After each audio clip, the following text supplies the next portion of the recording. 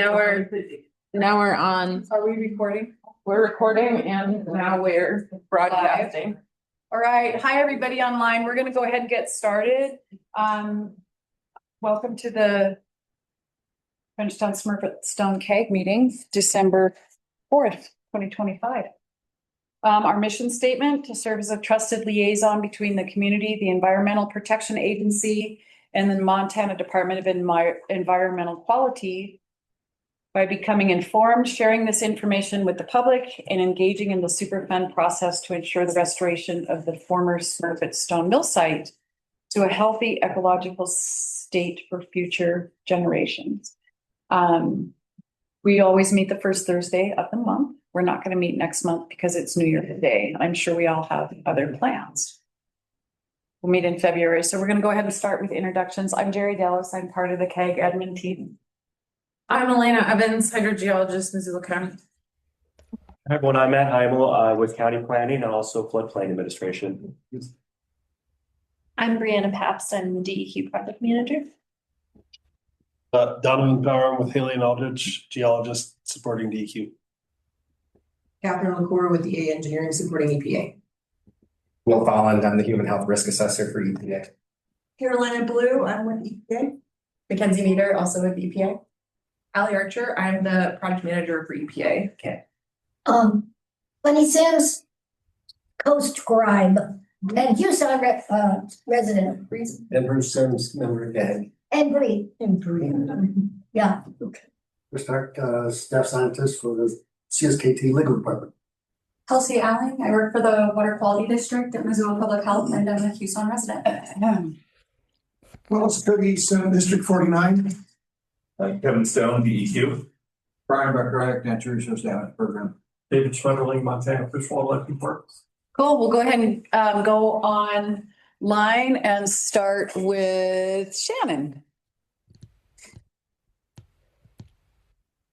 There we go. Hi, everybody. I am impressed with all of you that drove there. I'm very impressed. My name is Shannon Terrio. I'm the Director of Environmental Health at Missoula Public Health.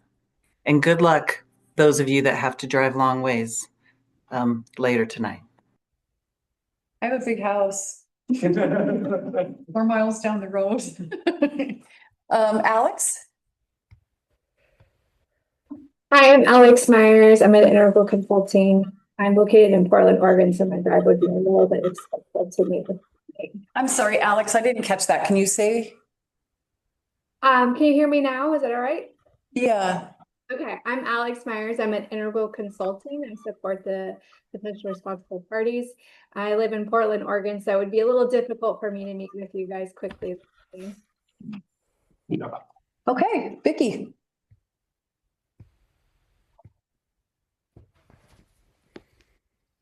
Vicki? Yeah, just getting unmuted. Vicki Watson, interested citizen living on the river. Laura? Laura Lundquist, Missoula Current reporter. Hi, Shelley. I'm Shelley Fine. I live in Arlee and I House District 91 representative. Michelle?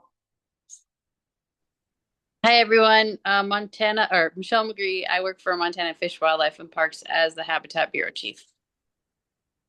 Okay, and Brian. Yeah, she's coming in. Okay, did I see Trevor Selch on there? Yes, you did. Trevor, there you are. Hi. Yep. Hi, Trevor Selch, fisheries pollution biologist with Fish, Wildlife and Parks, based out of Helena. Okay, did I get everybody? Oh, Jonathan. Hi, everybody. Jonathan Carlin, state representative in the Missoula area. Sorry, I can't join you all tonight, but glad to be here. Great. Isabel? Hey, sorry my camera's staying off for some Wi-Fi problems, but my name is Isabel Niebel. I'm with Montana DEQ, attorney for this site. Great. Katie? Katie Garson, Forba, Montana DEQ Bureau Chief. And Brian, hi. Hey, it's Brian and Sam from CFC. We jumped on the freeway and thought better of it. Sorry, team. It's a good video quality. Yeah, that's a really nice camera there. Great. All right. Well, let's jump into it and get everybody out of here and on the road. So we are going to start with Ally, and she's going to share a summary of the Frenchtown working group meeting held earlier today. Yay, I was just gonna try and share my screen. Oh, so you have to, okay, good. Does it work? Okay. First.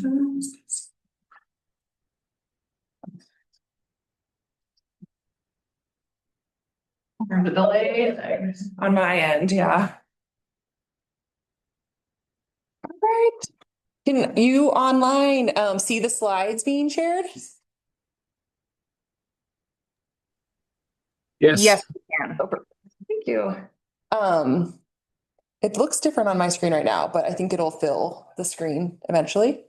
Thanks everyone for traveling here, joining online, spending time this evening to hear a recap of the Frenchtown Working Group. A lot of folks were in attendance there today too, so please add in if there are important points you want to share. It is definitely a group effort. I'm going to start with, since we have some newer folks or folks I haven't interacted with as much, we're going to talk about the Superfund site history a little bit. How did we get to where we are in the Superfund process? Where are we in that process and what are our goals? What are the known contaminants of potential concern at Smurfit, and kind of ground ourselves in where we have known contamination and how we're continuing to study that. Then I'll do the report out from the working group, and I'll be summarizing the 2024 Q2 and Q3, so spring and early summer site sampling activities. That's what we discussed in detail at the working group today, and we're saving the fall event for a future working group meeting. And then I'll talk about some next steps. On my screen, I do have the map blown up, but for those of you who are a little less familiar, this is maybe I'll try and reshare real quick. Yeah, exactly. Okay, that looks better, but I'm doing like the full screen on mine.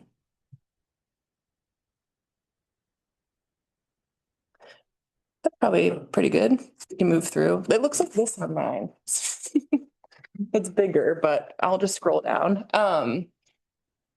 This is the study boundary of the former Smurfit Stone paper and pulp mill, and we have broken the site up into 3 operable units as we investigate each operable unit. Operable unit 1 is go to slideshow and play from beginning to end. Okay, let me break that up real quick. Slideshow, play. Do you know? Up at the very top. Here? No, see where it says between animations and record. Here, there you go. Yes. I'm less profuse in PowerPoint. That's weird because it looks fine on here. Yeah, you might sit right on share.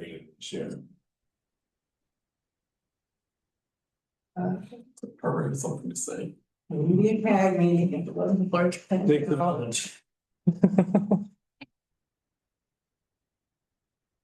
Like monitoring my hotspot too. It's just enough distracting for me to like, they look different. This feels promising. Yay. Thanks. My better half. Yeah. Okay, so just jumping into where are we looking on a plan view here, but just over that away, we have the former paper and pulp mill, and it's broken out into 3 operable units. In the yellow, we have operable unit 1, which is approximately 1,000 acres of former agricultural land. The pink is the former industrial area, or operable unit 2. And that's where we see all the buildings still remaining and where most of the production occurred. And then we get out into the green, which includes the former wastewater treatment system, the sludge ponds, the waste basins, the outer holding ponds, and then anywhere we come to find contamination downriver. And it also includes site-wide groundwater. So operable unit 3 has a lot going on out there. So we're going to dive into a little bit of the site history, and I thought this was fun. Brianna, DEQ just did a flyover with the drone. So I have a photo from 2010, right prior to closure, and then this is from 2025. So definitely looking a little different out there, but we still have a lot of those former structures in place. The mill operated for over 70 years, but shut down in 2010, and that's when EPA and the state of Montana showed up to look at its potential listing to the National Priorities List, or Superfund. And so in 2013, the site was proposed to the Superfund list. And in 2015, and this is a really wordy bullet point, but that's where EPA entered into an enforcement agreement called an administrative order on consent with the potentially responsible parties who are International Paper, Westrock, and M2 Green to complete a remedial investigation and feasibility study under the Superfund program. And then finally, we started investigating potential contamination at the site in 2015. So I have the brief history of just when did we show up and what have we been doing since 2013 when it was proposed to the Superfund site. And then there are 6 major phases in the remedial process. I don't think these boxes equate to how much effort goes into each one. The remedial investigation is where you're forming your basis for taking action at the site. But the 6 major phases are listed here. The first is the remedial investigation. That's where you show up on a Superfund site and you start looking at what was the site history here? What contaminants were used? What hazardous substances? How did the process come to deposit those within the environment? And where do we need to go sample? So you're looking at what contamination is out there, at what levels, and then ultimately, do those pose a risk to either human health or the environment through their location or movement within the system out there? Once you've completed the remedial investigation, you start to look at, so now we have a list of, we have contamination identified, we have unacceptable risk identified. How are we going to clean up this issue out of the site? So you develop a range of alternatives of, are we going to pump and treat groundwater? Are we going to dig and haul waste? And you start investigating which of those cleanup options are the best for the type of contamination and risk that you have out at that site.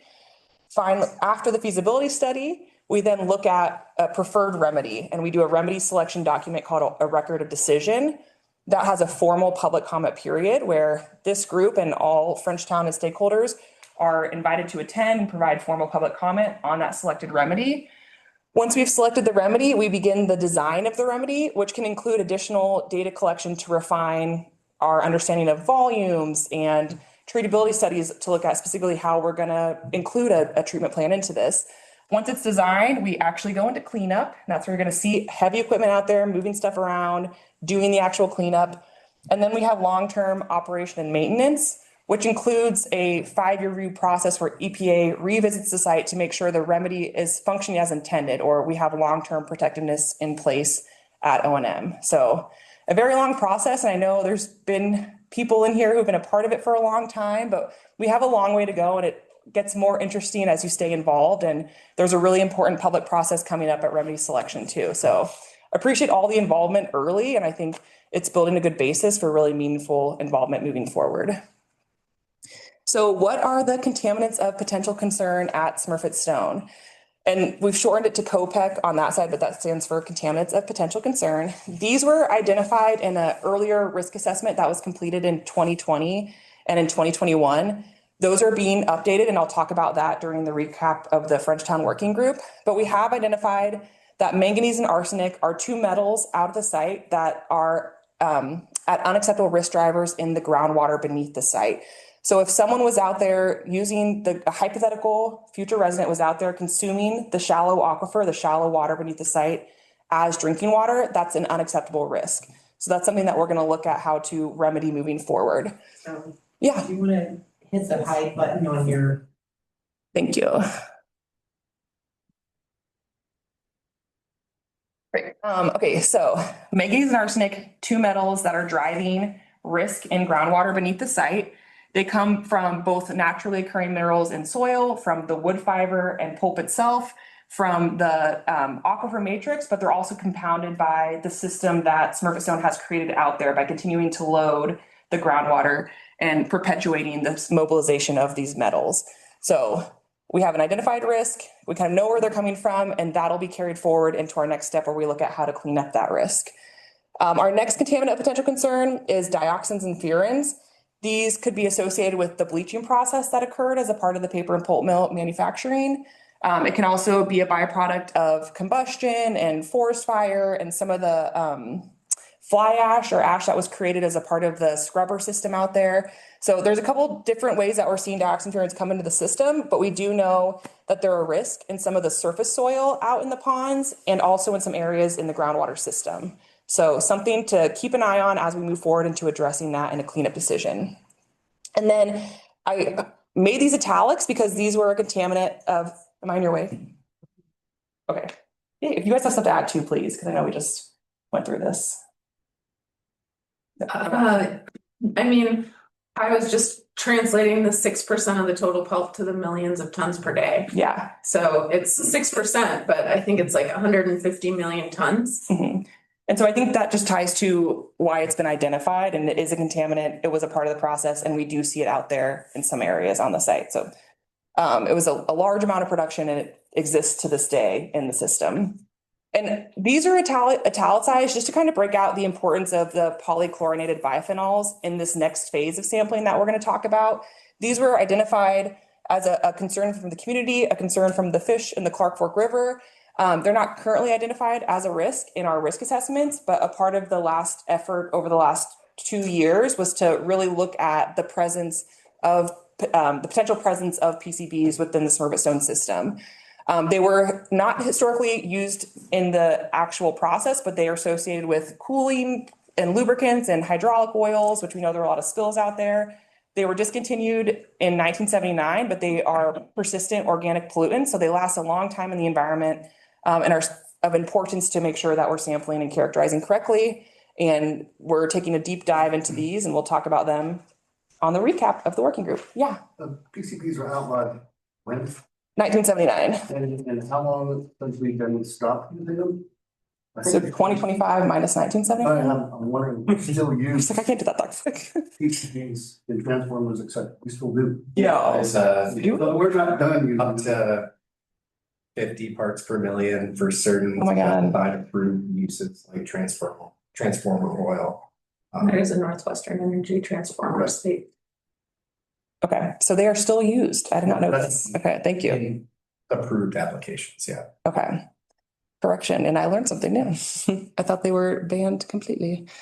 In most consumer products, yes, but they're still. Yeah, I think I read that they were banned in 76 from transformers hanging from tower poles. Okay. I think that's right. Correct me if I'm wrong. Yeah. Something like that. There's still some out there. There's still some. Yeah. Yeah. The old ones are still there. Correct. The new ones all don't, yeah. 76. And I think similar to the bleaching, that's why it's important to look for and sample for them across the site, is they are actually still in use, I'm learning, but they historically don't degrade easily and are around as a remnant factor of these industrial processes. That was a good tie-in because this slide I did want to talk about, like, what is the working group and who makes it up? And as those online have heard and in the room too, it really is a diverse group of different technical and scientific expertise. And so I think it's really great to call on people who know more about the use of PCBs, and Will is my human health risk assessor, so we can speak to some of that too. But I did want to kind of talk through who is a part of the working group. Bruce was there today, so I'll start with him.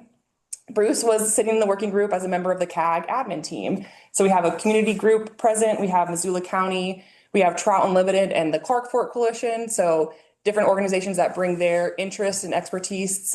State of Montana attends and are our direct counterparts in the cleanup process. So Brianna is my other half on Superfund. I'm the federal EPA, and Brianna works for the state of Montana DEQ.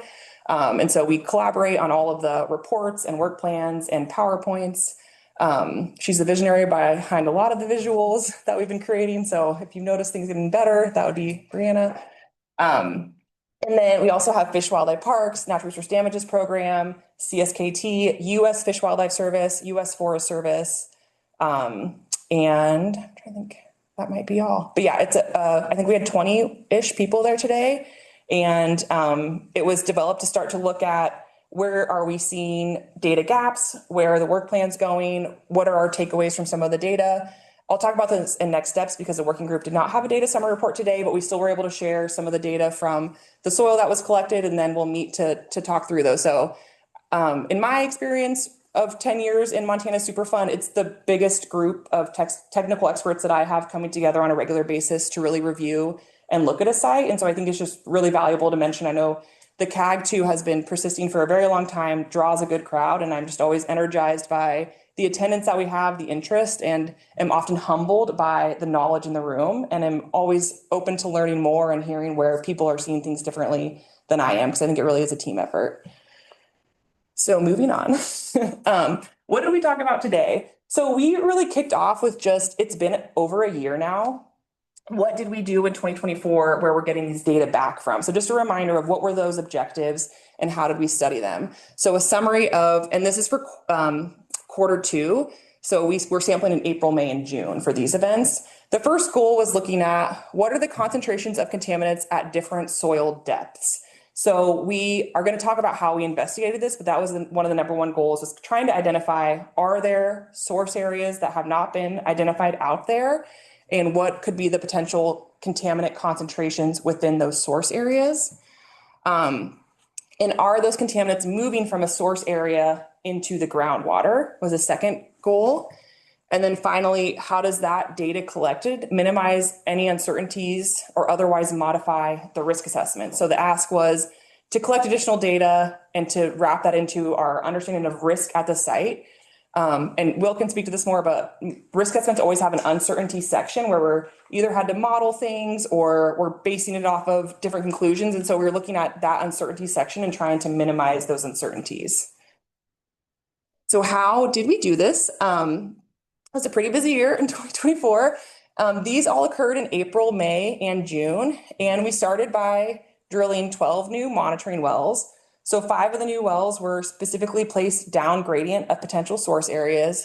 5 of them were placed within former historic paleo channels, and 2 were as a part of an effort to study a transect across the site from source areas toward the Clark Fork River. So in total, there were 12 new monitoring wells, which I think brought us up to 58 in our site-wide monitoring network. We also drilled 26 boreholes in between across the primary sludge ponds, the spoils basins, and the solid waste basins. And then there were, as a result of that, 12 access roads were constructed in order to get into those sludge ponds and spoils basins. And then over 188 samples were collected as a part of that effort between groundwater and soil. And so diving into soil specifically, when we're looking at collecting data from those boreholes that were drilled, we collected 3 individual data points. Oh yeah, sorry. Who's doing this work? You guys hire someone, or are you doing it yourselves? Yeah, so for Smurfit, we have that enforcement agreement with the PRPs, or International River West Rock and M2 Green. So they conduct the work, but we approve the work plans, and then we go oversee them doing the work. So to break it down a little further, that PRP group has hired GSI as their consultant, and Integral is also their consultant, and they're on the call, and GSI might be too. So they're working to put together documents, and we're saying we need to sample in these areas at these depths. They submit those work plans to us. We approve them. They go out in the field and collect the data, and then we go out in the field and make sure they collect the data per the work plan. So there's like 5 people staying around usually on these private sites, but it's how they go. And Donovan is support contract for the state to help and review, and then Catherine with EA is support for EPA. So Brianna and I have other sites. I mean, everyone has other sites and a lot of other work, but we have support out there because we can't be out there every day watching them collect all the groundwater samples. So that's usually, you won't always see us out there, but there'll be someone from the agencies out doing oversight. Is that both agencies watching? We'll switch on and off, but we're not both out there every day. Yeah, tag team. Okay, so talking about soil first. So these were the 26 boreholes that were drilled in the wastewater treatment system. We collected samples from 3 intervals within each of those boreholes. And this is just an image of the soil core laid out. And so you can look from like the at ground surface down into the depths, and they're broken out in 5-foot intervals. So we're able to see a continual soil profile is just kind of the takeaway from this. And through this, we're identifying, is there an obvious waste lens that we can collect a sample from? Is there an obvious transition? And then is there underlying material at the base of the pond that we can collect to understand, do we have material mobilizing from the source area into the groundwater?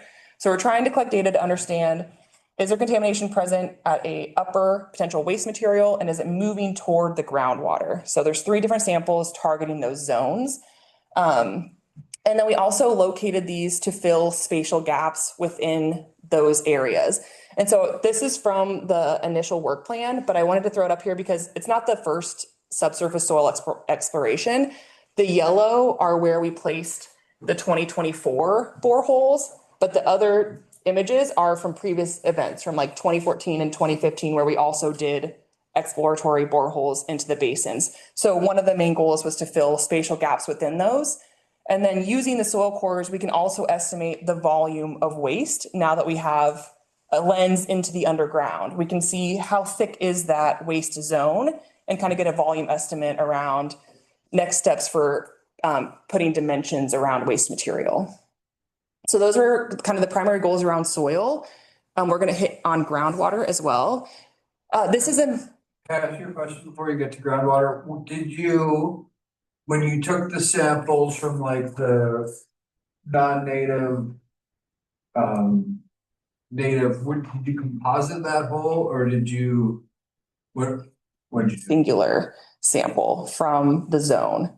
So What you saw as the zone was a composite sample? grabbing a singular sample, not a composite, from that potential waste zone. Okay. Yeah. When did you do the composites? Because I know you did composites. Yeah, and that I think switching back to like surface soil, we did a lot of composite to fill out a human health exposure unit. So if you're looking at for eco risk too, you're looking at potential exposure across a wide area. You'll collect.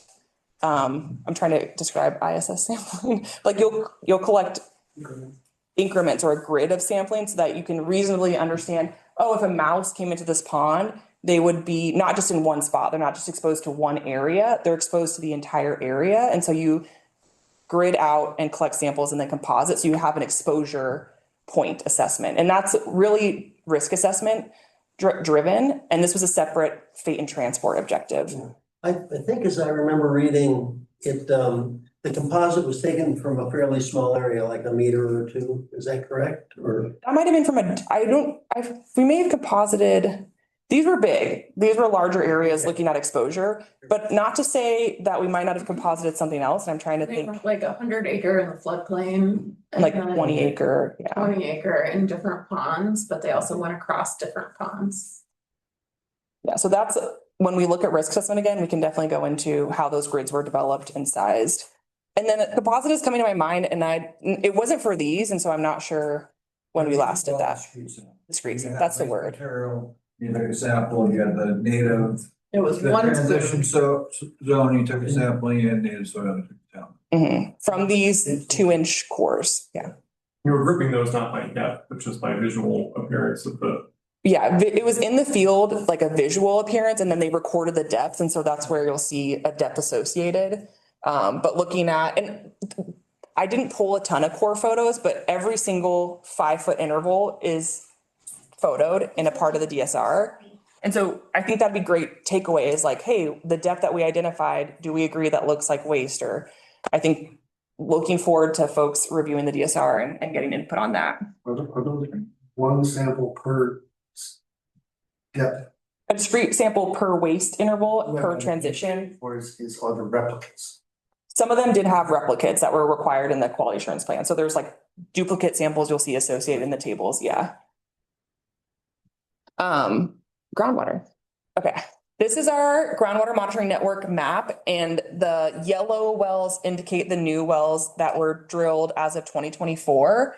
And there's also a key about what exactly was sampled at each place, but this was the spring of 2024 was the first all monitoring network event where all 209 PCBs were sampled.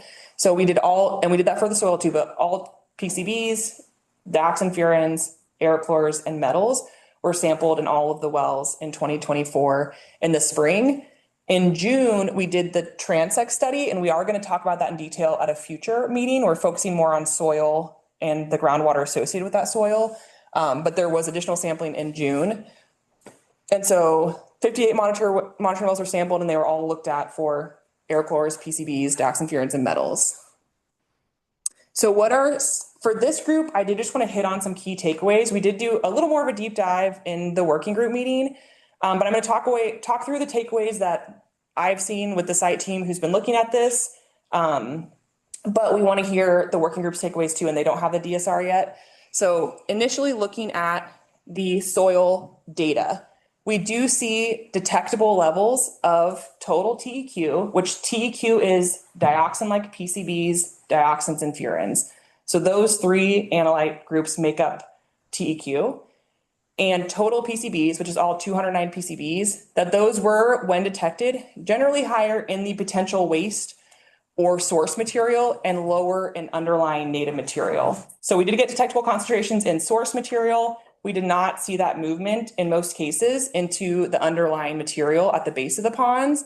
There are some exceptions to that, and I think we need to look at the soil cores and those depths a little closer. But in general, that was a key takeaway. For groundwater, all the groundwater data for total TEQ and total PCBs for the April, May, and June events were below risk-based comparison values, meaning we didn't see any detectable levels above the DEQ7 or EPA MCL for last year's Q2 and Q3 sampling events for those two analytes. But the monitoring network did capture some of those contaminants. So I'm going to show some images to kind of highlight this, but those are the key takeaways. Is we didn't have anything above a risk-based level. We did have detectable concentrations within groundwater, and we're going to talk about where those wells were located on my next slide.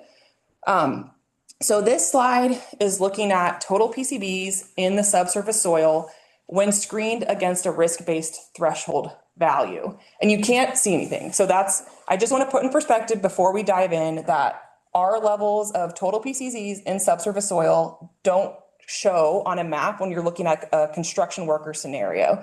So the bottom line is 150 parts per million. And I think our highest level was around 10 or 80. I'm getting that confused, 10. So we did have 10 in pond 3, and we're going to blow it up and look a little deeper because I'm going to remind everyone, this was not a risk-based exercise. So there's a fire outside. And okay. I think it's a drill. I think they're drilling. The boys next door, yeah. Out there. Okay, I'm just making sure because no one was looking back there. I know, I saw it reflected in the, but yeah, I think it's drill. It's just your vehicle. Yeah, I know, I was kind of like, did someone see the GSA plates? Let's do a good check. I'm gonna talk through this graph a tiny bit more. Got a little excited. It did feel like if it started coming near, I was like, when do you say something? I'm going to go to the next slide because it tells us a lot more about what we saw.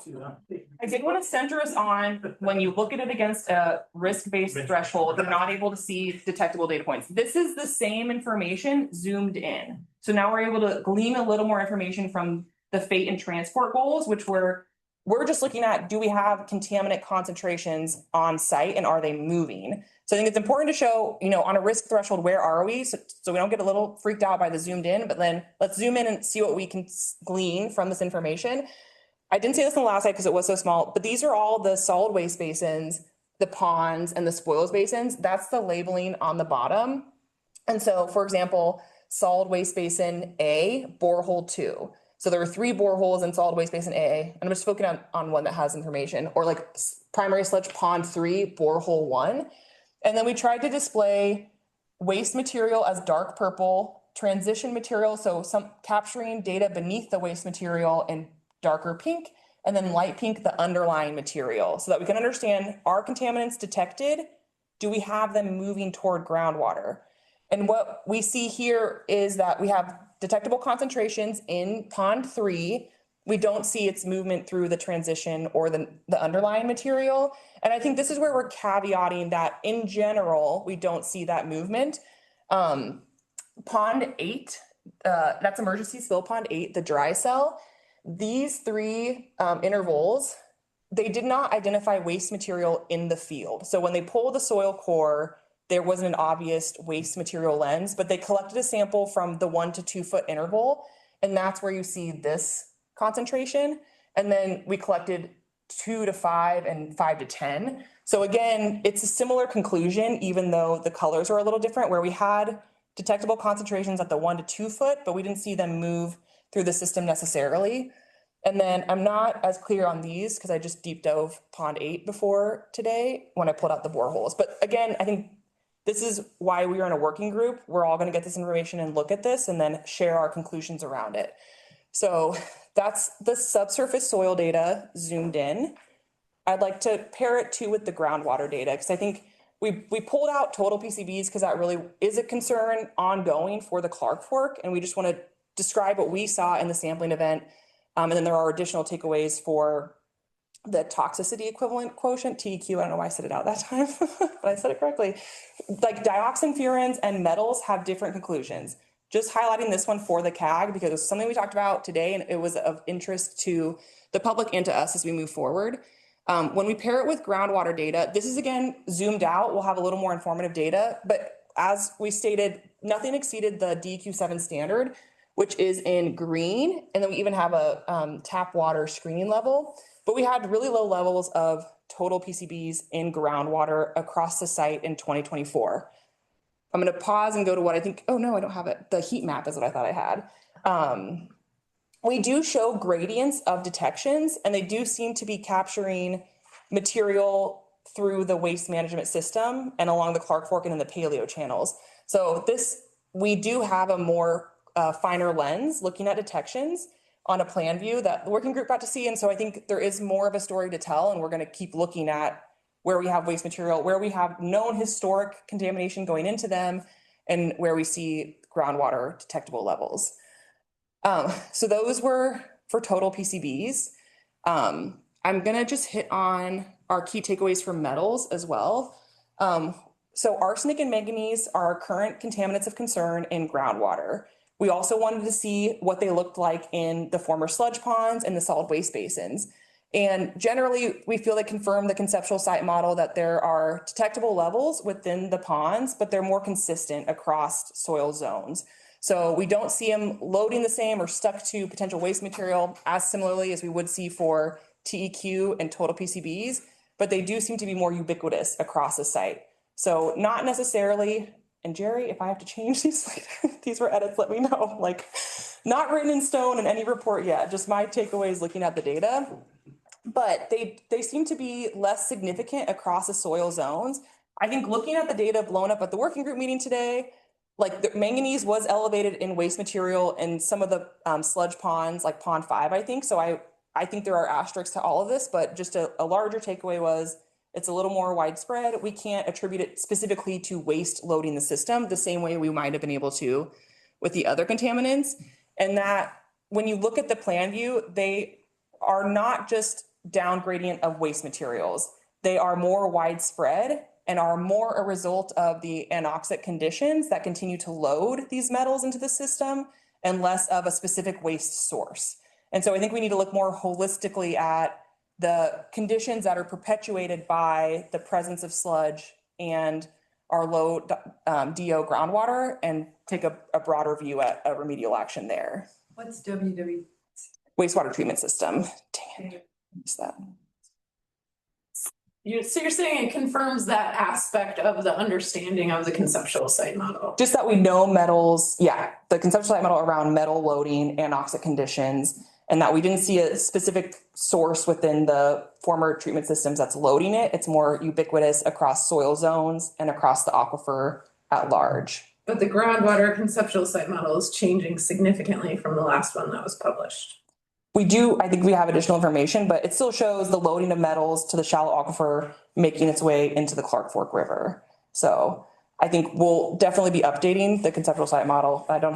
We'll make sure your comments that weren't addressed and said they would be included in the RI. We've already said we need to make sure if we do the RI that those be included. So I don't have specifics around how it will be updated, but yes, we have a lot more information.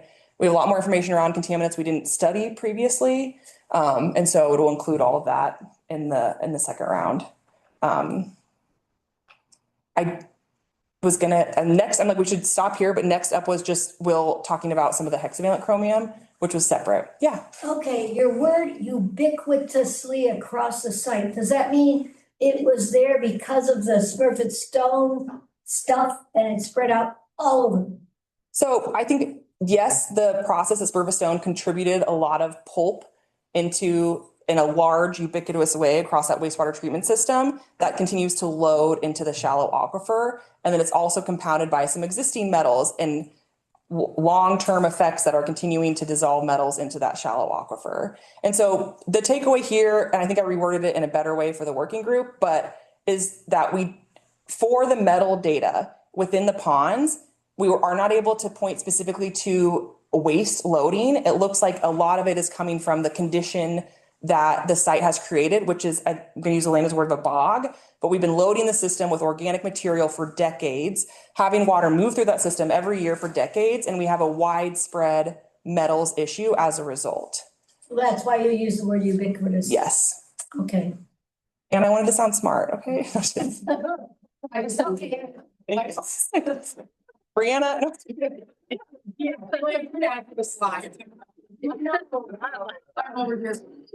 Thank you. Well, or you can ask, I'm like, this is what I liked about, I feel like I learned about PCBs still existing. So I'm like, if you're Googling it, someone else has that question, or I might not even know. So, I'm Googling the whole slide, actually. Perfect.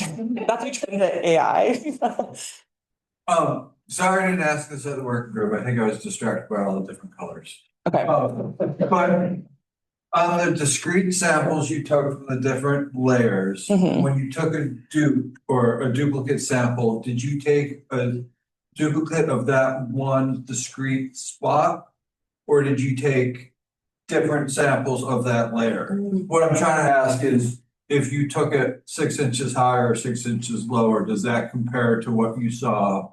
I'm looking at Catherine because she's Brianna's. Okay. I guess when I was out there looking at the sampling, it is like a decent amount of soil that you put into a jar. So it isn't just like one spoonful. You are still kind of looking at that core, probably within like a foot or two, and collecting soil from that area and then mixing it all together for the dupe. And so then you're just dividing it. Separating it out. You didn't That's take my that understanding. layer and take like two samples and see if they No, compare. it would have been you'd be collecting it from from the the layer. 7-foot interval.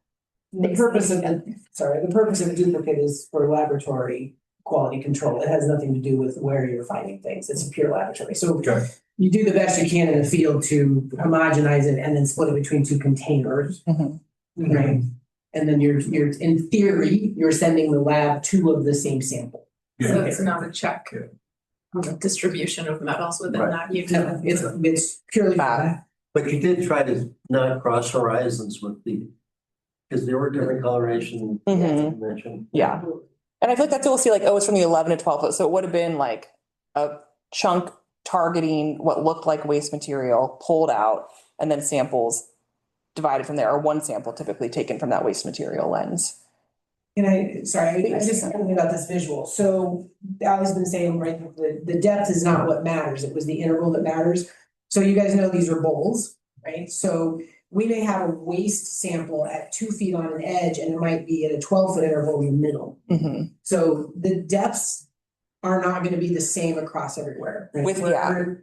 Right? Sorry, depths only matter within that specific sample in relation to each other. So I was gonna say, like, they do matter, but only in, Right, but you're not gonna see like waste at 2 feet all the way across or waste at 10 feet all the way across. Right? It might be 2, 4, 6, 8 as you go down that bathtub. Or Unless you hang everything off of the same baseline, which would be a good figure.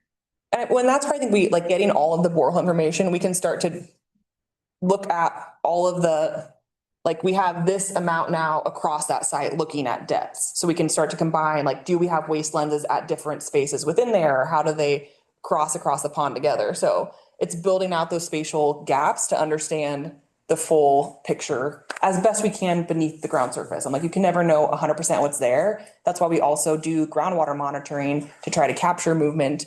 But it does give us a better idea of what we can't usually see by pulling it out and providing estimates and getting data back. Where did those samples end up? Those samples, the whole borehole. Those went back into the pond they came from. You didn't preserve sample, original material. Well, the original sample. I know, you have the little. Yeah. Don't have the rest of the. No. Those got tossed. What do you want them? It's a good way to resample. If we need to resample, we could always go redig too, I think. Yeah. And then we did have enough left to rerun some of the data. I'm like, I think it was more groundwater, but something we did not talk about today, and but like, there's a whole appendix around lab and data issues and concerns. So we broke it out to and wrote corrective action reports for all of them. But in some cases, we did need to rerun using leftover preserved samples because we were confused about what happened to the lab. So that's a good point. And I think, yeah. And as you said that, I was like, wait, I meant to bring up today, but a lot was going on of there is a huge section of this DSR dedicated to that. And I think that'll be something we're looking forward to if questions and concerns arise, helping walk through what we identified in the corrective action report around it. And as far as you know, all prior years, those are gone. I believe so. Yeah. Or they're still on site, but they're disposed of. They're not in a bag. No. When I saw the bags, I thought, oh my God, what are they doing? Yeah, they're just cutting plastic. Yeah. And then gathering the data. Hexavalent chromium? Sure. So, I said our last objective was reducing uncertainty in the risk assessments. And so Will's here as our human health risk assessor to talk about one of the goals of speciating chromium on site. So I'm going to turn it over to Will, and then we'll come back up for questions and stuff. So as Ali mentioned, the primary and even secondary objectives of these efforts were to understand how the contaminants move through the site. But while we had this opportunity, thought it would be a good idea to get a better understanding of chromium and the forms that it's in at the site. So chromium, a metal, can exist in a couple of different, what's called a valent state. So that's just how many electrons it has. And I won't get into too much detail about it, but in the hexavalent form, you may remember Erin Brockovich, hexavalent chromium was the contaminant that she was investigating. In the hexavalent form, it's a carcinogen. Chromium in other forms are not carcinogenic and they have relatively low toxicity. When we were performing the risk assessments, we only had chromium data for the total form. And so in order to be protective, we assumed that all of the chromium that was there was in the hexavalent form. And while that may introduce some uncertainty, we may be vastly overestimating risk at the site. At least it was protective. That's what EPA likes to do in the face of uncertainty. But since we had this opportunity to go back out, we sampled groundwater for both hexavalent and total chromium.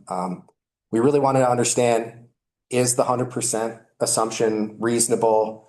And if not, is the amount of hexavalent chromium proportional to the amount of total chromium? So in this figure, we're going from kind of the interior of the site, closer to the Clark Fork River, with the exception of these last, these are just deep wells.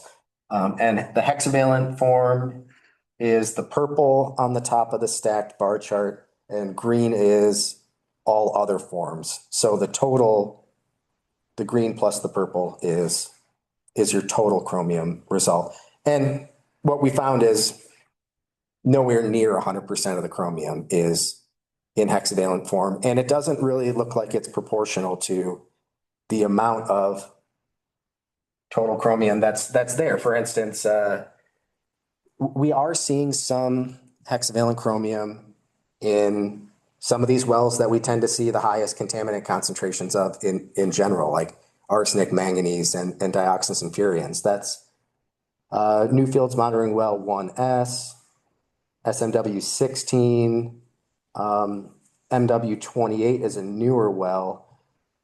So while it's not proportional, probably that 100% assumption isn't reasonable. We are seeing detectable concentrations and even concentrations of hexavalent chromium that are above a screening level and kind of get into the middle of that cancer risk range. There could be a couple different, Question, I always get a little bit confused about the ranges. Yeah. Federal government has a different range than the state. Correct? Well, I'll have maybe Brianna chime in on that. I mean, there's a difference between incremental risk and cumulative risk. And it's it's a range for decision making. There isn't really a bright line. It's just a way to provide context to risk, since technically there's no such thing as zero risk. Right. Sure. Okay. But is there a difference for chromium or hexavalent chromium between the state and the federal standard? The state doesn't have a standard for hexavalent, but we do have one for total.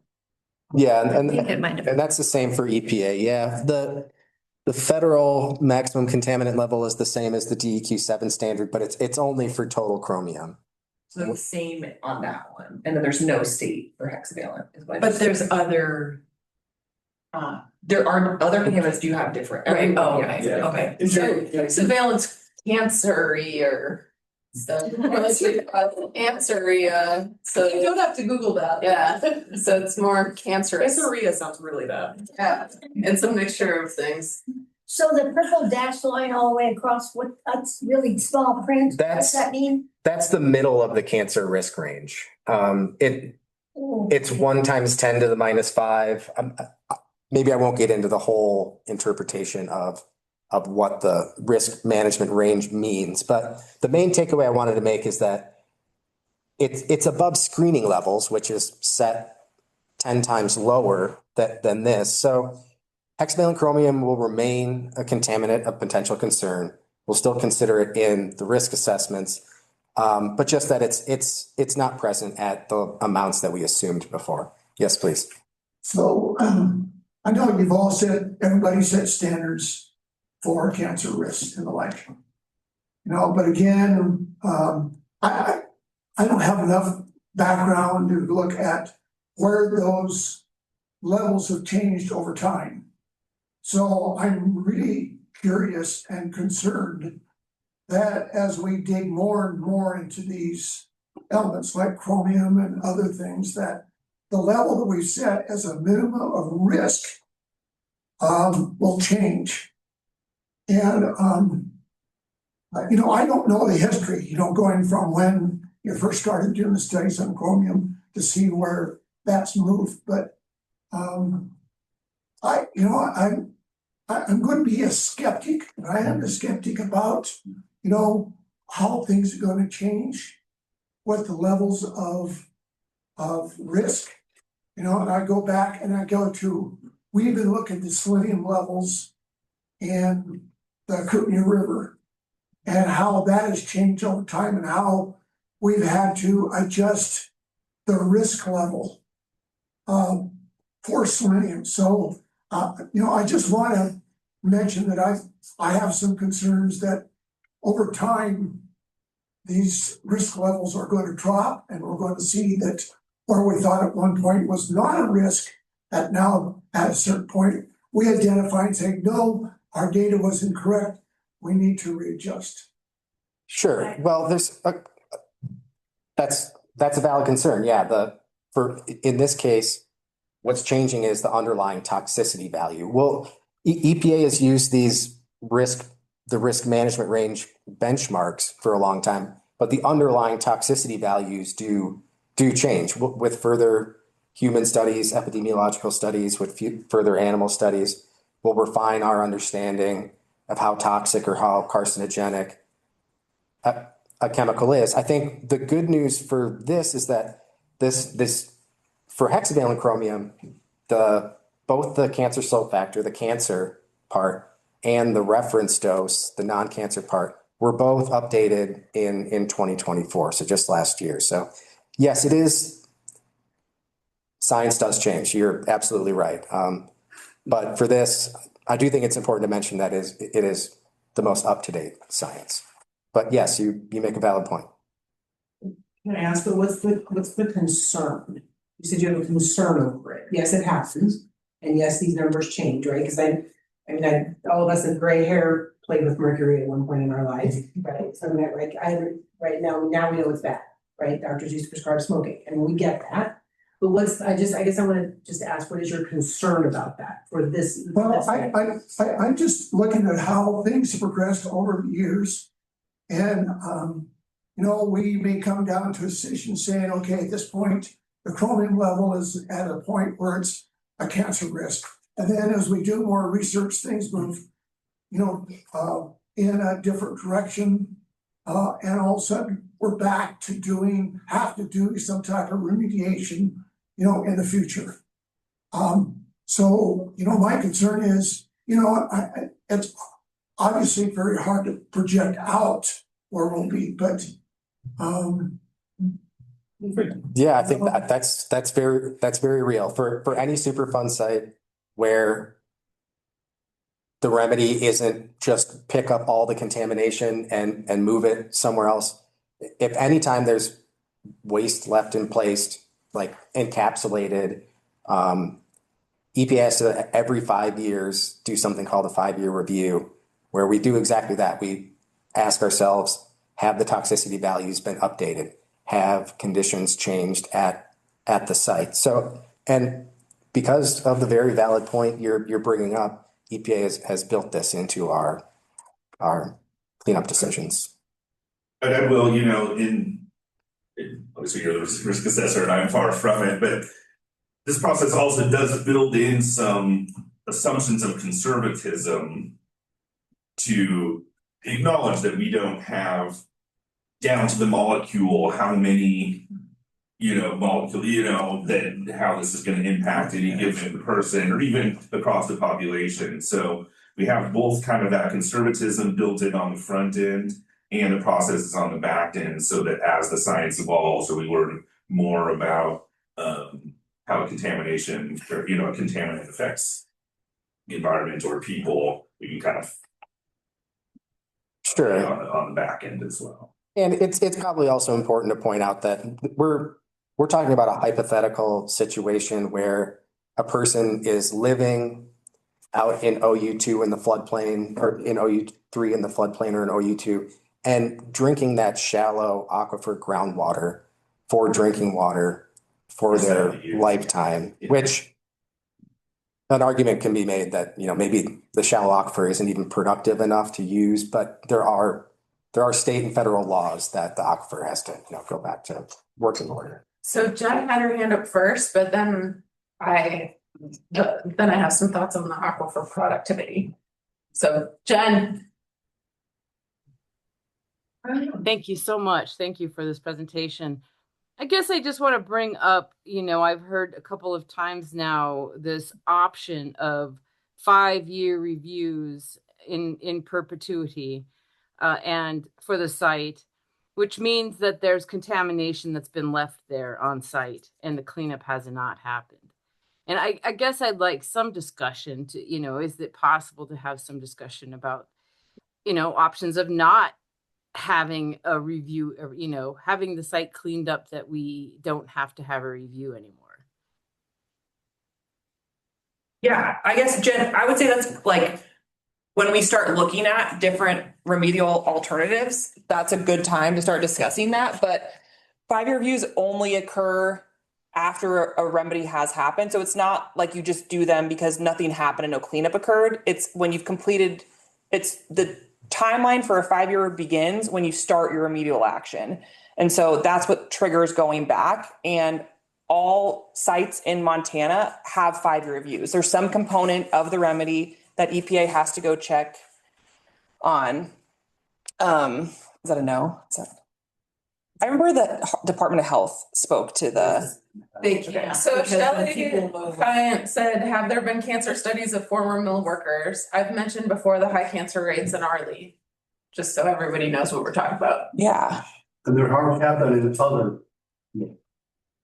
I think Dawn with the Department of Health and Human Services would be a good contact for follow-up on that. And that's who came to present on the public health studies. There is a public health assessment happening for Smurfit Stone, which is a requirement of the Superfund process and is carried out through the state of Montana Department of Health and Human Services. So that's where Dawn will come back into our circle as we develop the public health assessment.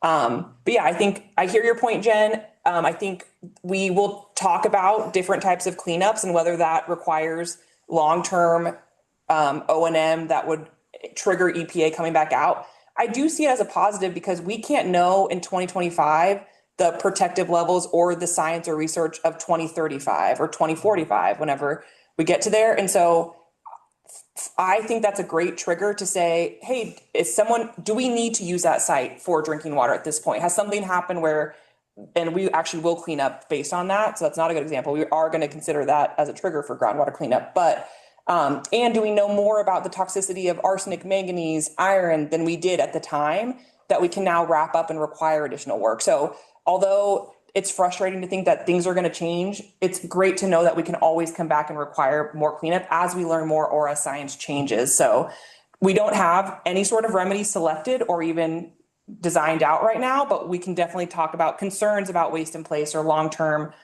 O&M at that point. So Jen noted, and we'll continue to have that discussion as we move through the process. Thank you. Well, I do think Elena said she had next and then you, just going in order. Yeah. Why isn't the shallow aquifer productive? I know it. I think at one point we were looking at productivity of the shallow aquifer. It is not applicable because it is a classification of a water system where we would consider it drinking water source. So that's not really up for. It probably wasn't a helpful comment for me to make because take that out of your mind. I think we were I think it doesn't matter because we are considering it as a drinking water source, so it must meet the groundwater remedy requirements as if it would be used primarily as a drinking water source.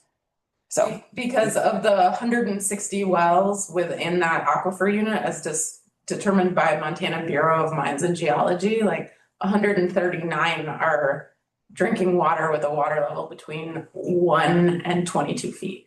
Yeah, I think sometimes we are talking in front of public a lot and things come out that don't always apply or have our understanding of the site has changed and we can grow with that knowledge too, like mine of PCBs tonight. Yeah. But it was never not going to be considered. We were looking into could it be considered and looking through the different classifications. It is classified as a drinking water system. And so we'll be treating it as such and cleaning it up as such, regardless of whether that happens or not. So hypothetical or not, EPA will always consider it to be drinking water and then we have to clean it up as such.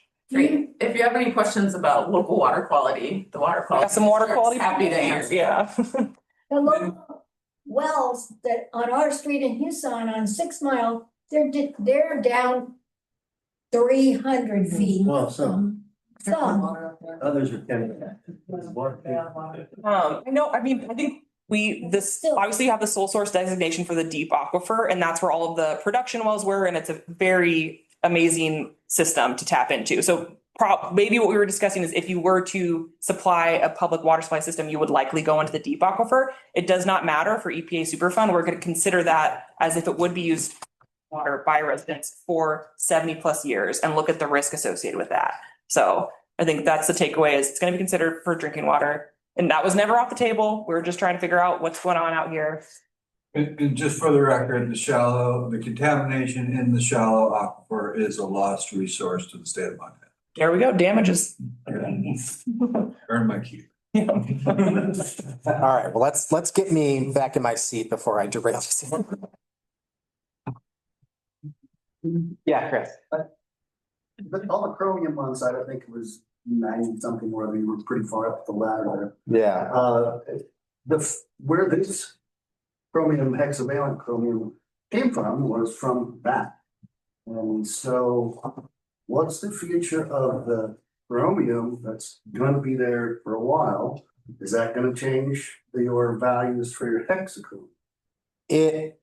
Wouldn't that cause it to go up? Not under natural. No, I meant under the conditions. I know we're here now. Under the bog condition. Under the bog condition. You have to have an extremely strong oxidizer to get chromium from the trivalent form Right, but into the hexavalent. It is changing now. We know it has changed. It tends to want to be in the trivalent form. Right. So, and I think one of the things that we're kind of wondering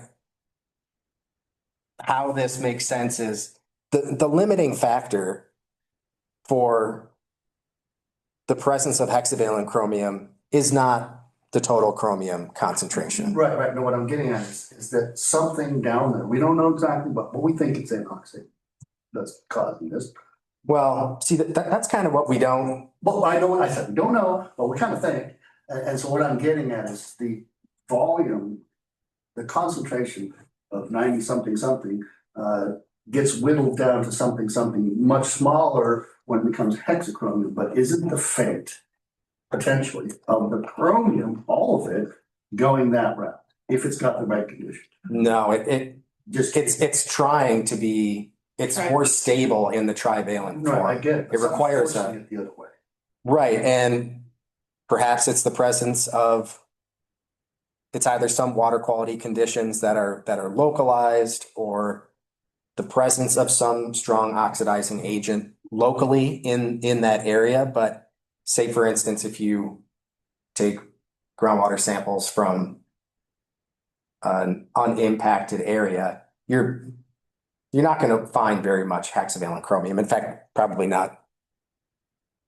But I do agree that there's something different going on with these couple wells here, but background, is either going to be non-detect or very low. I think what I'm hearing you say is that over time, the hexavalent concentration is going to increase. It might, I'm just saying, it might. I don't know what's driving it, so I can't say it is. Yeah, well, I think it's the kind of chemical equilibrium where something has to be putting energy in, like a strong oxidizing agent, to push it over into this valent state when it really wants to be, it's more comfortable in the trivalent form.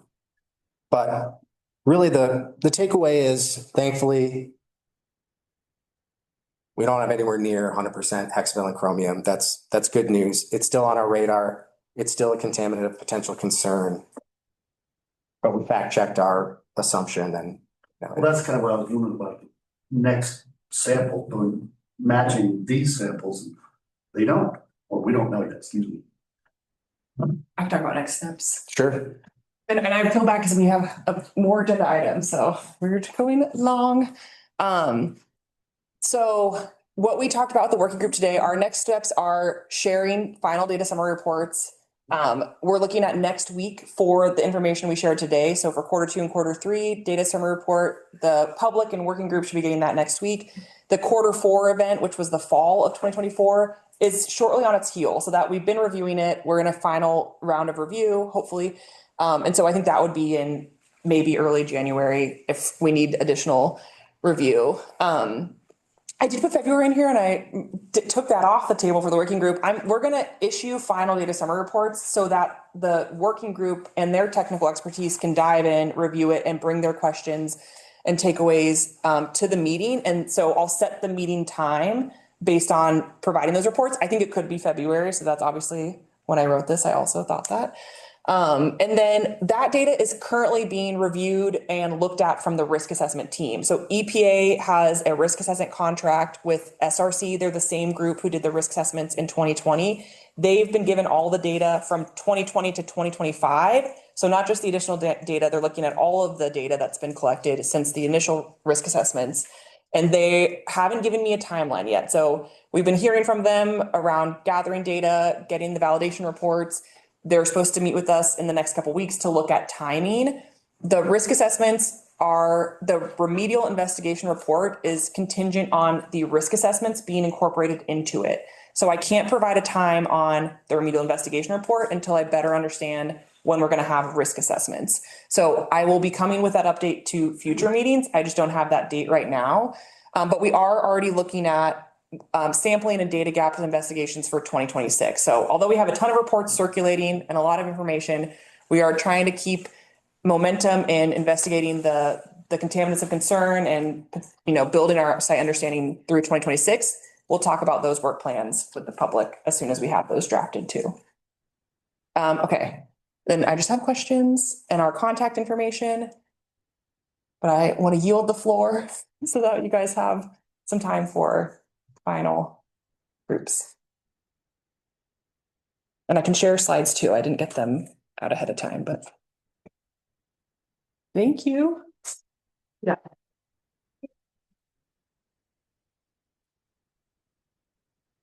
All right, Mr. Heimel, Oh, boy. where is yours? Okay, I think I might scoot myself over here and just sit, show map. So, yeah, maybe I'll sit myself before I start talking.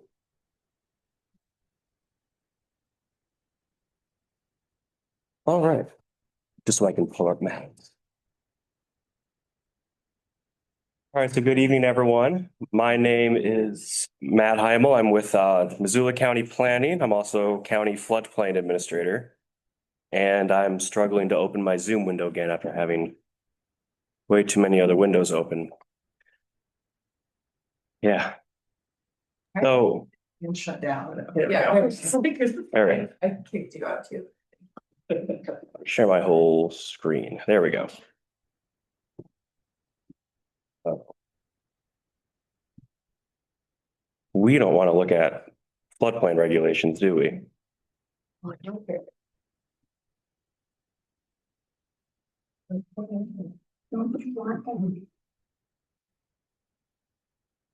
This really inconvenient bar up there. Okay.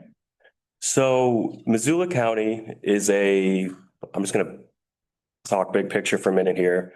Missoula County is a participating community in the National Flood Insurance Program, NFIP. And as part of the NFIP, what happens generally, the Federal Emergency Management Agency publishes flood hazard determinations.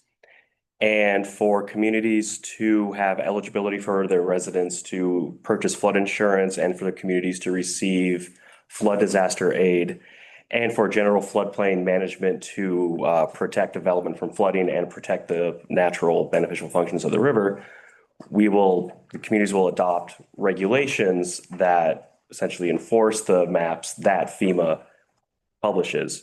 So Missoula County's been in the National Flood Insurance Program since 1975. We have floodplains for major rivers, most streams with a few exceptions. And right now we are in an update of the floodplain maps for the Clark Fork River, Bitterroot River, and Rock Creek, because those three in particular were even though there are digitized floodplain maps available now for those rivers, it's still largely based on hydrology and topographical data from the late 1970s and early 1980s.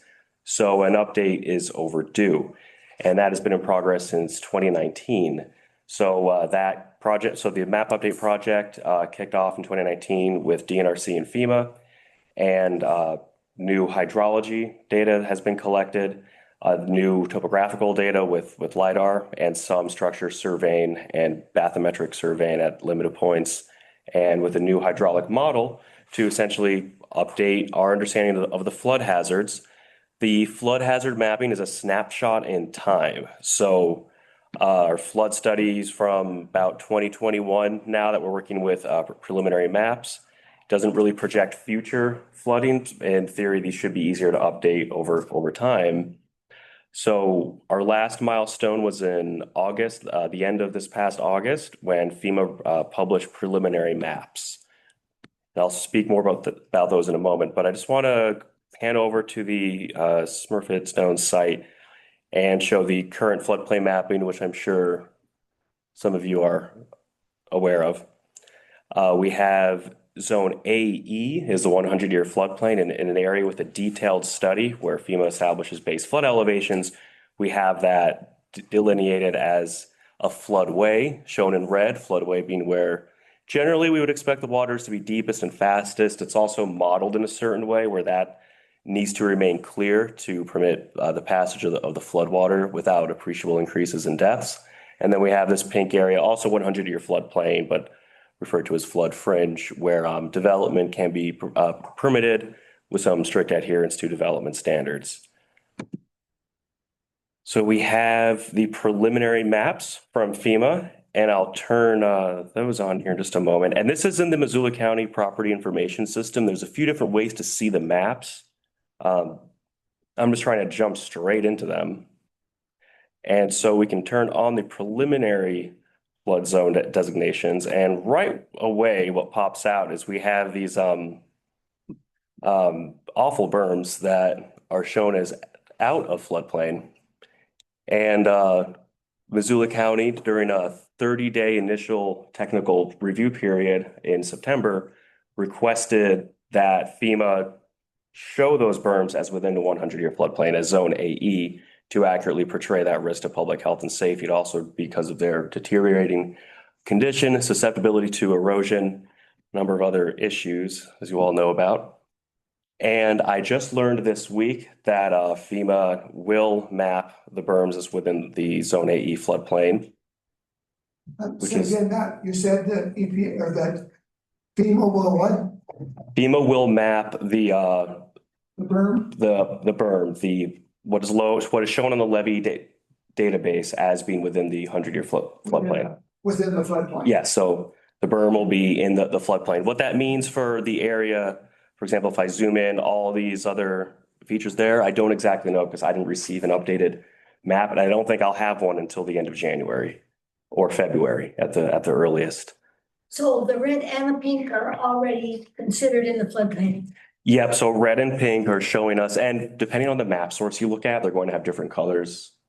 But yeah, the red and pink, those are areas, we're looking at our preliminary floodplain designations from FEMA as of August 28th.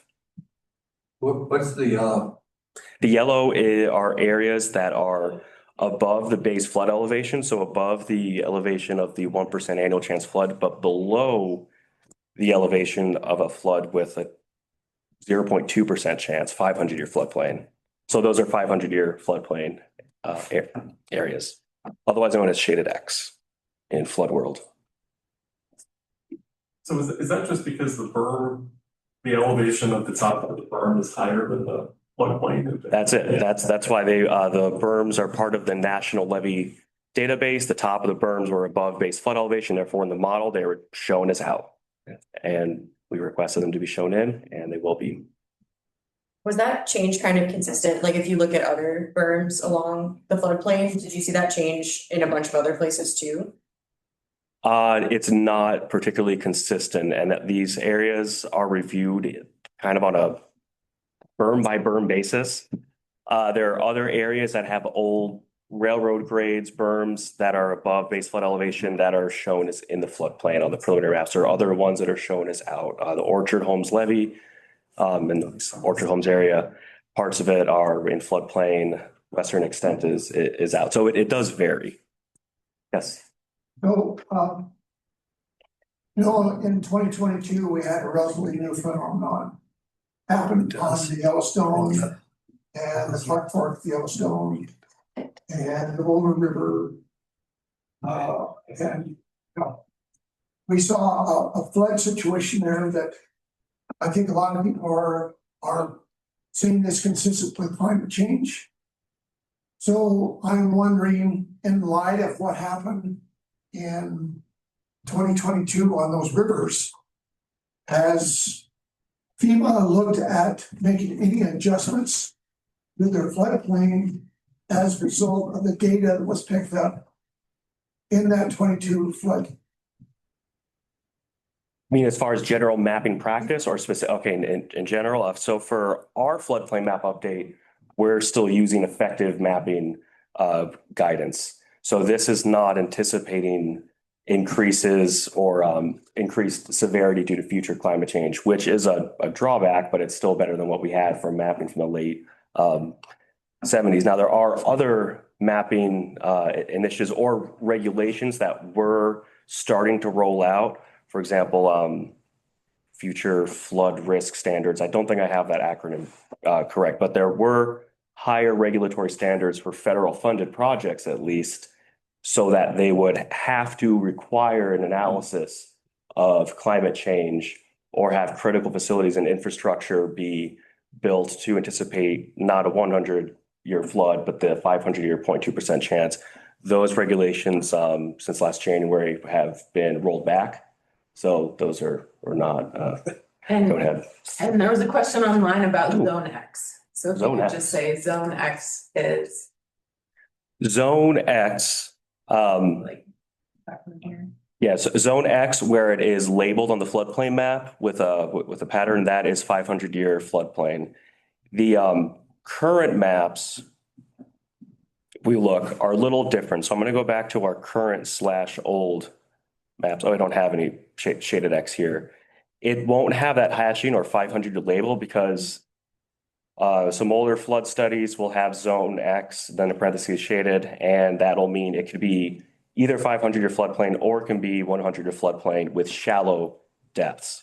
which still means we will treat it as zone AE. But one of the benefits of the new study is that we do specifically delineate areas that are 500-year floodplain. So we know, for example, a house, not that there would be a house right there, at least in the immediate future, in 500-year floodplain would not be required to carry flood insurance with a federal back loan, for example, whereas zone AE, 100-year floodplain, that comes with a mandatory flood insurance purchase requirement. I think to the point on climate change, I mean, with having just a newer study, a newer model, ideally that means we can have more updates and we won't have to wait 40 to 50 years for newer floodplain maps. But what was a 1% chance flood is now recognized as being a higher frequency, at least as severity, as severe climate events are on the increase. Breaches the inner berm.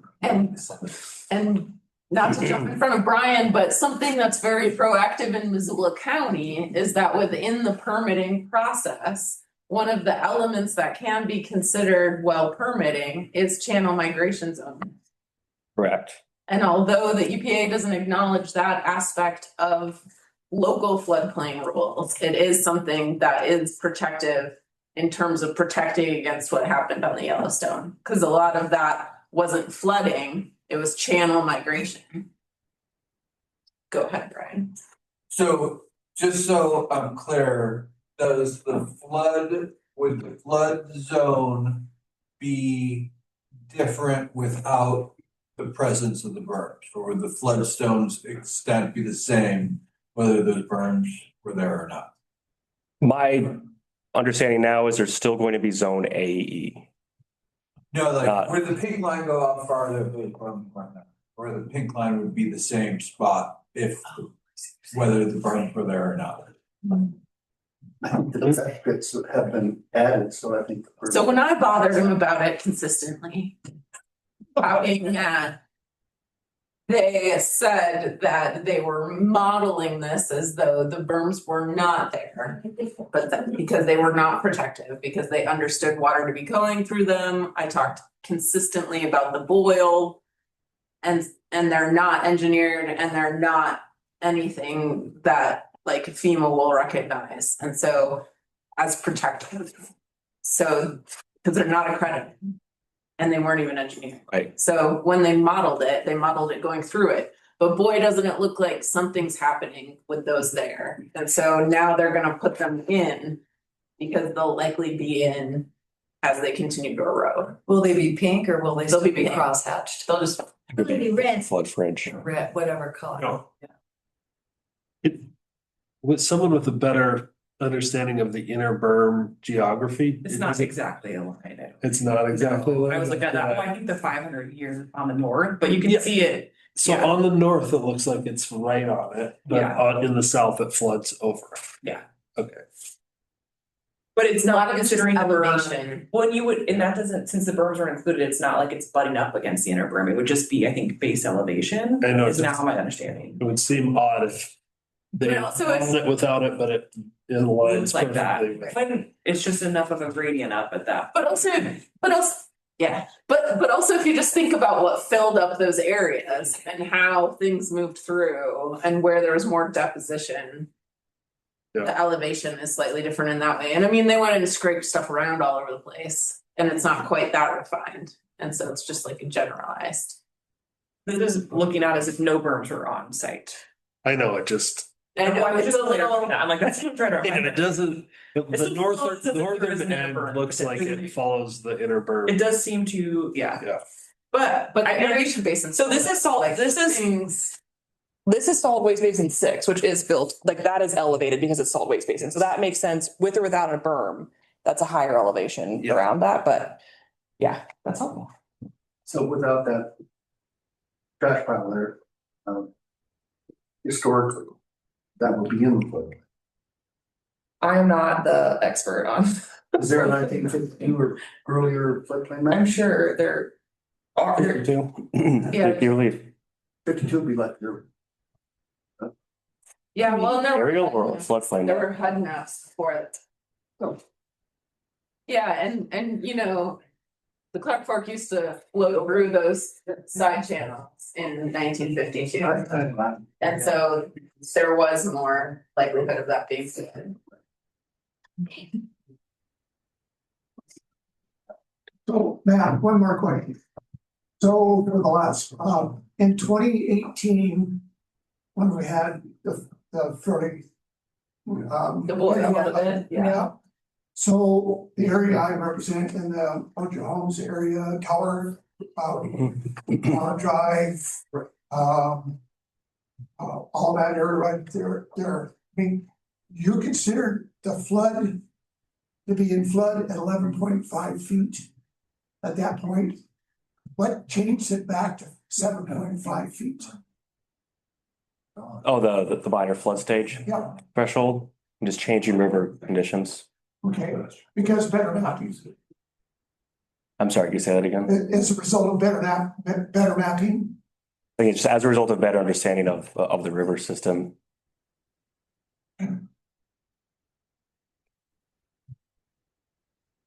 Okay.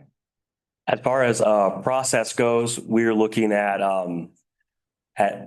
earliest mid to late 2027 for when the maps would be final at the federal level. We'll have a appeal period, much more public engagement before that point as well. So first we need to get a revised preliminary map for this area showing the change in the designation for the berms.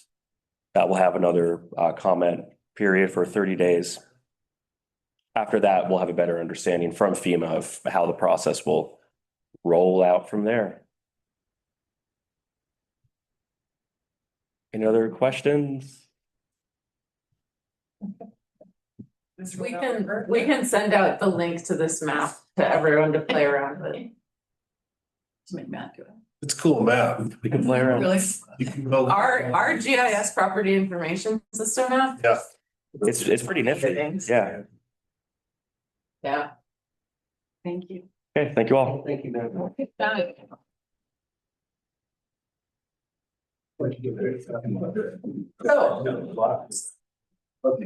Don't close out on something else after meeting. Okay. It's late at 7:30.